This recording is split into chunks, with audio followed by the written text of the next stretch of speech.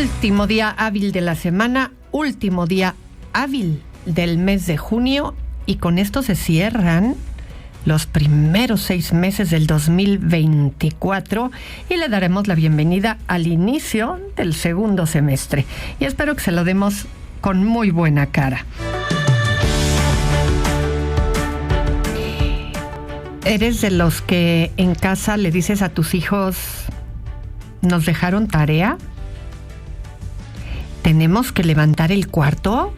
¿Hay mucho regadero? ¿Ya nos tenemos que meter a bañar? Hay que irse quitando esa costumbre.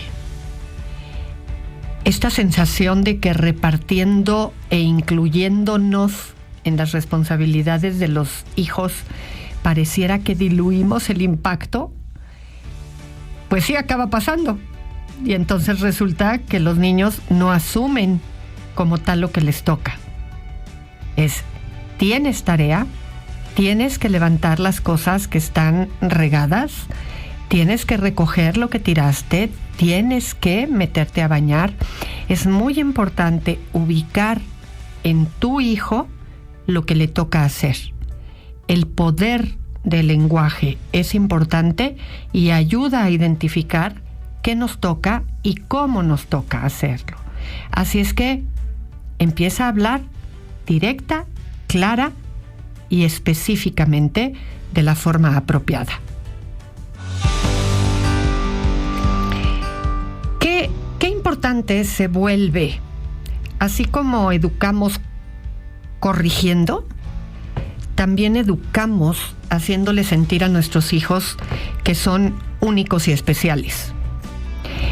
Porque es cierto, la combinación de características que se da en cada uno de nuestros hijos para que cada uno de los niños, de las niñas, sea quien es una mezcla de características muy particulares.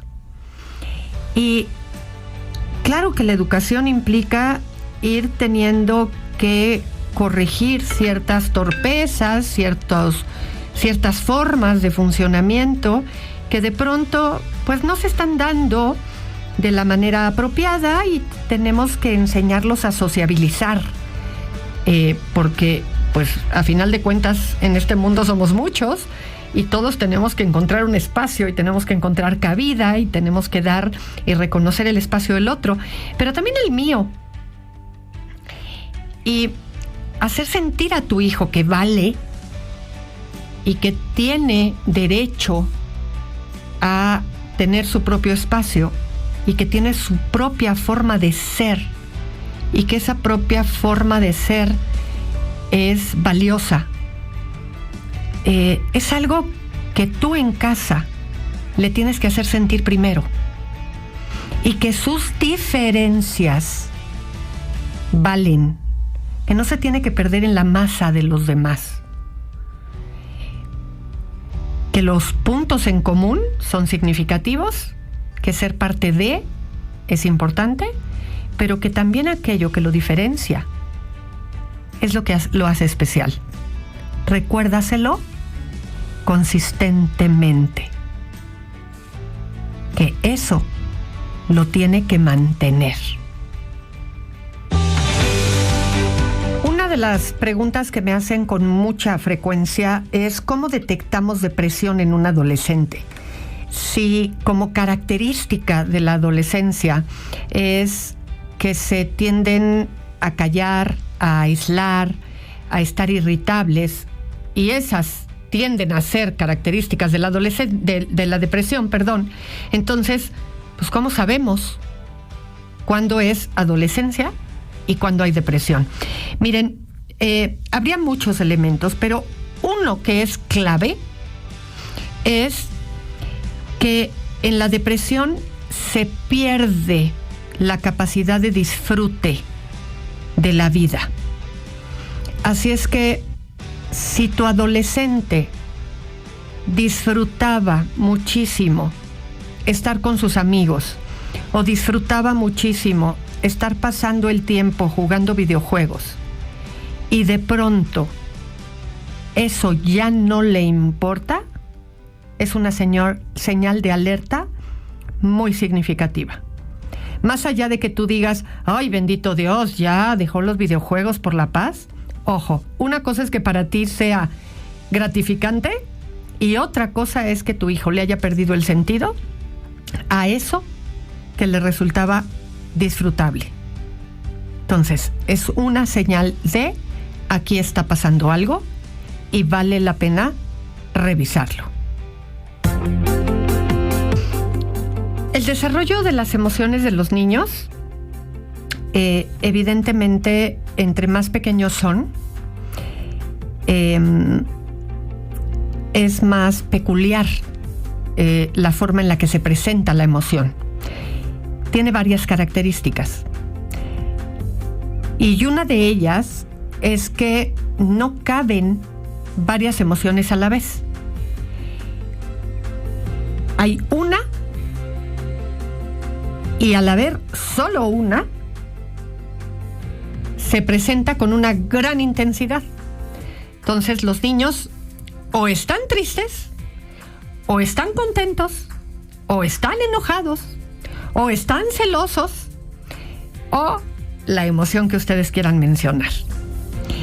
Y entonces, evidentemente, cuando el niño está amoroso, bueno, te ama con todo su corazón y te enternece hasta lo más profundo.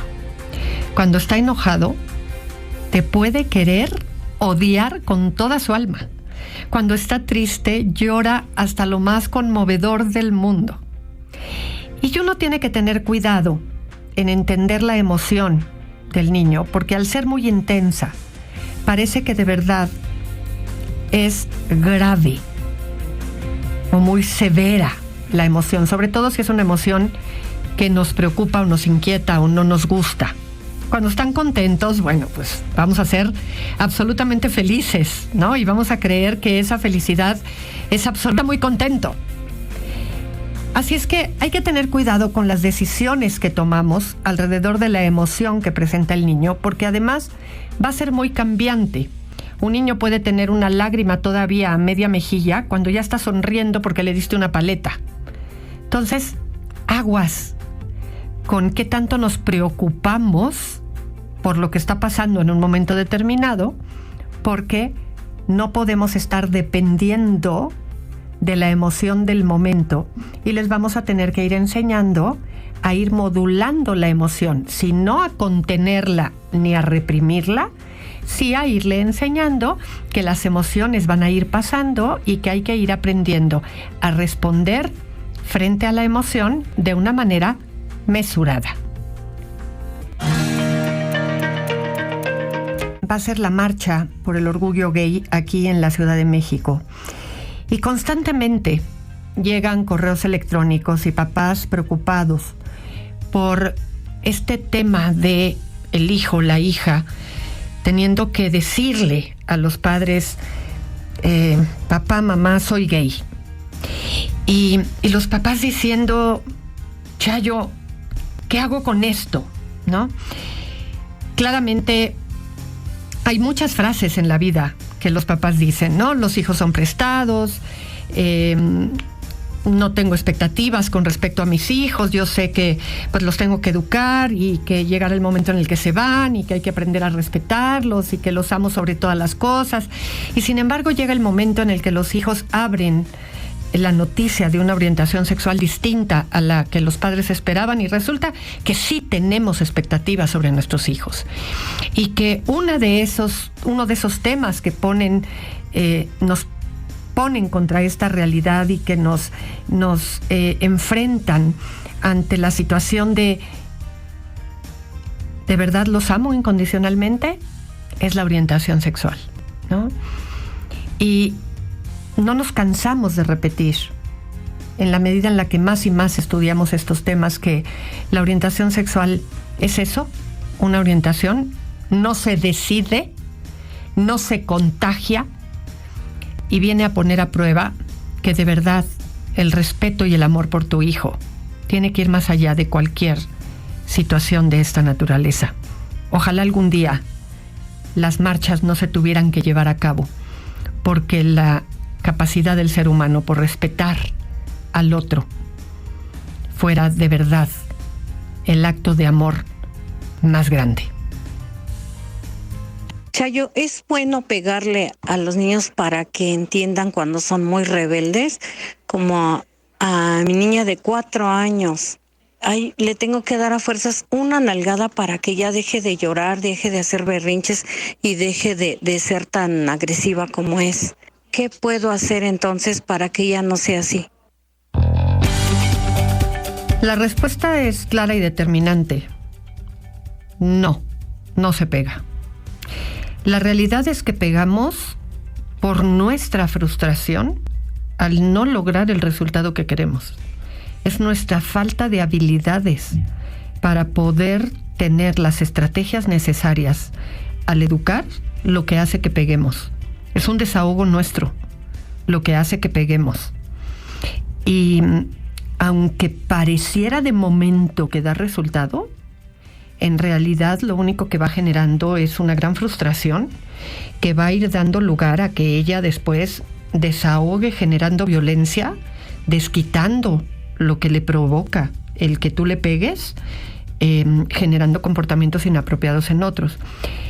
Cuando un comportamiento que nosotros hacemos o una estrategia es apropiada, el comportamiento inadecuado de los niños va desapareciendo, va disminuyendo y ya no se vuelve a presentar. Pero si el comportamiento para de momento, pero después se repite y regresa, entonces no hubo ningún aprendizaje, solo se detuvo de momento por miedo a que no le vuelvas a pegar. Pero después el comportamiento reincide. Entonces, aprendizaje no hubo de ninguna manera. Aquí el tema es qué herramientas necesitas aprender tú para poder enseñarle a tu hija a ir modificando el comportamiento inapropiado que presenta frente a las situaciones por un comportamiento sustitutivo que es más adecuado para resolver lo que en ese momento tu hija considera pues que no le gusta o que no le parece que esté pasando, porque le gustaría que estuviera sucediendo algo más agradable o más placentero, o lo que en ese momento ella desearía que fuera lo que pasara. Una de las cosas que más frecuentemente sucede en los papás es que a veces tienen una expectativa equivocada acerca de lo que sería el comportamiento apropiado de un niño de la edad que tu hija tiene. Me dices que tiene 4 añitos. A los 4 años, los niños tienden a ser impulsivos.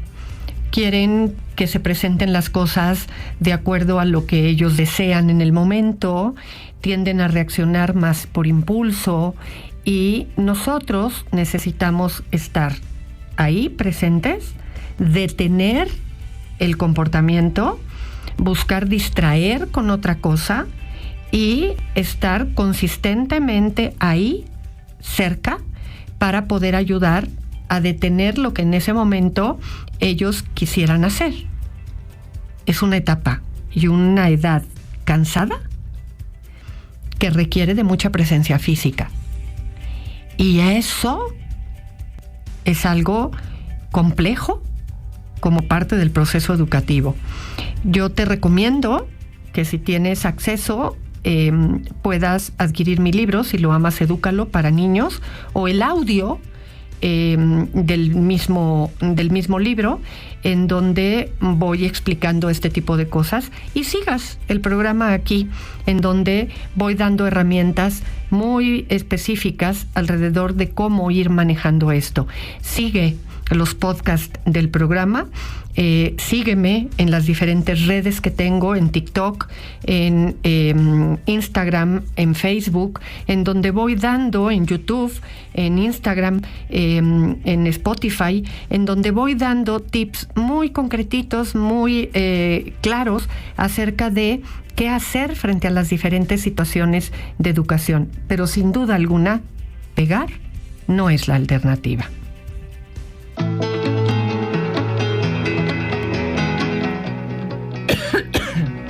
fíjense que siempre que un niño da problemas, es como bien fácil decir, bueno, ¿qué pasa con este pequeño, con esta pequeña? ¿No? Es que agrede, es que da lata en la escuela, es que no obedece, es que está lastimando a otros. Y como no tienen una manera muy clara de poderse sentar y decir, es que me pasa esto, es que tengo este problema, es que en mi casa está pasando tal cosa, es que lo que pasa es que mi papá dice esto, es que mi mamá tal, es que es bien fácil señalarlos.